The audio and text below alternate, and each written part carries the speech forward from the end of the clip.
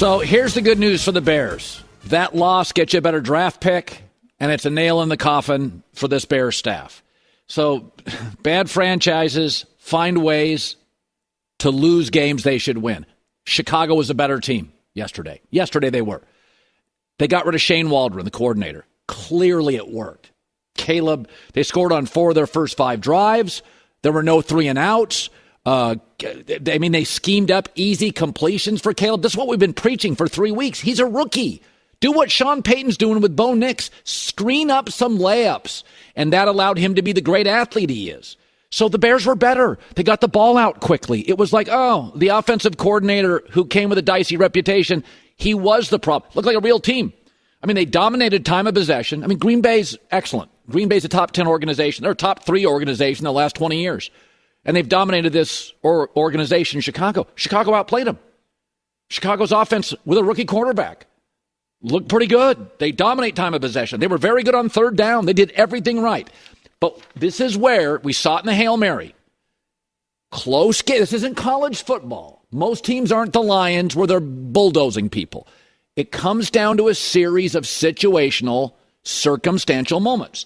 This is very interesting. A reporter, I imagine, I don't know who the reporter is, Colin Cowherd, said, just talked to several players on the Packers field goal unit. All of them noticed that Bears kicker, Cairo Santos, kicked with a low trajectory. So the Packers thought the Bears would run an extra play to get closer so the kicker for the Bears wouldn't have to really drive the ball with a lower trajectory. So once again, the Packers knew the Bears kicker better than apparently the Bears knew the tendencies of the Bears kicker. The Packers thought as the Bears got the ball, 3 minutes left, they drove down, they could have run an extra play, get 4 to 5, 6 yards closer, right? And so it's more of a pop kick than a low, it's like hitting an iron in golf. The further back you go, the trajectory is often lower for a lot of kickers. So the Bears apparently didn't watch the same film that the Packers watched. And we said this on the Hail Mary. You got that Bear guy playing around, jawing with fans. Details. Kansas City, details. Buffalo, details. This is not college football.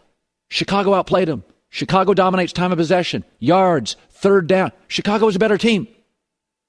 The only thing you can take from it is we'll get a better draft pick, and for sure, this is another look what the staff did. But the Hail Mary play, which shouldn't have happened, and that, which shouldn't have happened, that's the difference between 6-4, the city's alive, and you're very much in the playoff race, and 4-6, and now you're the Cowboys or the Saints. 2 plays. End of the game. Details. My entire life I've seen this. It doesn't matter if it's my business, your business. The best bosses pay attention to the little stuff because the little stuff becomes bigger stuff and can become a huge abscess. Like that Hail Mary, that was a sign. These guys aren't buttoned up. Washington was buttoned up. You think the Hail Mary's all luck. No, it's not. You think blocking kicks the week before. Kansas City did it on Denver. It's not luck. It is coaching. It is film study. It is preparation. The Packers said, we thought they were going to, gain our 6 yards. Then you can make it more of a pooch kick. So here's Matt Eberflus after. They were loading the box there, so you could say you could do that for sure. Maybe get a couple more yards, but you also risk, fumbling and different things there. We felt where we were, if we're at the 36 or 35, you're definitely doing that because you want to get it inside there. I felt very confident where we were at that time. Yeah, and they felt really comfortable in that Hail Mary too. So, well, you get a better draft pick.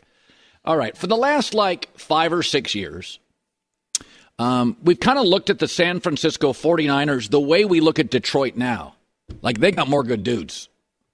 But I had said coming into the season, I said, you guys, they're getting old, they're getting banged up, and they're getting expensive, and Brock Purdy's fine. It may look like a great roster, and right now you don't need Brock Purdy to be great, but today they do. And he's fine. And that's all the 49ers are. They're just fine. They're a 500 team. Remember their defense used to be great, especially situationally? Now it's the second worst to the Cincinnati Bengals in the league in the final 2 minutes of the fourth quarter. Their red zone offense, pedestrian.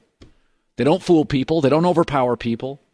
Geno Smith looked very comfortable driving Seattle down the field. I mean, as I was watching that, I'm like, yeah, Geno's been in this spot many times. Big kid, good arm, can move. Geno looked comfortable. And it happens in the NFL. We say this very quickly. A lot of times in the NBA, if a dynasty breaks up or it's egos or it's contracts, like it looks like Boston, the Celtics will have like a 4-year run here of being great, but eventually somebody will get too old. They'll move somebody off. You kind of keep your core. You move the pieces. But in football, you're getting tackled. And so, I mean, that Seahawk dynasty got old fast, right? Like, or Harbaugh leaves, doesn't get along with the general manager, leaves, goes to Michigan, and all of a sudden you hire somebody and it goes into the tank because football's the one sport where coaching matters. This is not a knock on Kyle Shanahan, although I didn't think he's had a great couple of weeks of coaching. And once again, San Francisco special teams. I mean, just close your eyes, cross your fingers, and pray if you're a Bay Area football fan. It's not great. Just pray this isn't the week it beats you again. But everybody kept saying, I was one of these, wait till Christian McCaffrey gets back. He's the magic. He's back. No touchdowns, 2 games. Red zone offense, still just nothing. And they have not beaten a team with a winning record. They're just another team with a really big brand, cool uniforms. But here's a prime example. Christian McCaffrey comes back. Oh, now George Kittle's missing. Well, of course he is. And George is great. But, man, NFL, old, expensive, banged up. It happens really fast. And this is one of the ones we predicted. I said at the end of last year, they're just missing guys too often. It's Trent, it's George, it's Debo, it's Christian. I'm not blaming them. It's football. And Brock Purdy is fine. He's fine. But that's all the Niners are now. They're fine. You watch Detroit, Buffalo, Kansas City, that's Pittsburgh. That's not what they are. They were arguably better, but that's not what they are. And here's Geno Smith. Say what you will. He's been in this spot a lot. For the record, J-Mac, just saw that Arizona and Seattle both went to Santa Clara and won. It's not happenstance. It's not bad breaks. San Francisco's just okay. Here's Geno after. It's big, but it's one win. We got to build off of this. I think our team, we showed a lot of fight. We showed a lot of heart, especially there at the end, man. It's great. I love when the ball's in my hand at the end of the game, man. What more could you ask for? It does not get easier. San Francisco goes to Green Bay, at Green Bay. That's an L. They can win that game. No, they're not. They're not going to win that game. They're going to go to Buffalo. That's an L. So that's 5-7. We'll give them Bears-Rams, 7-7. They're not beating Miami. They're not beating Detroit. I'm going to go right now, 8-9. That's what they are. Did you see the Shanahan decision yesterday? The cowardly decision to punt the ball, 4th and 6?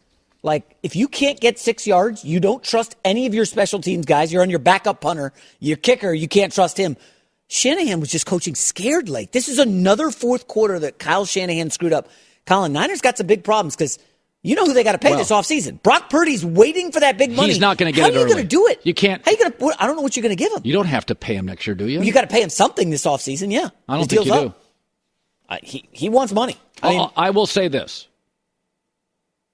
Simultaneously, you start looking at that division now. The Rams are young and getting better. Arizona's young and getting better. Who's the old team? The old team, San Francisco. And they gave up 3 first-round picks for Trey Lance. You know what they could use? 3 great first-round picks.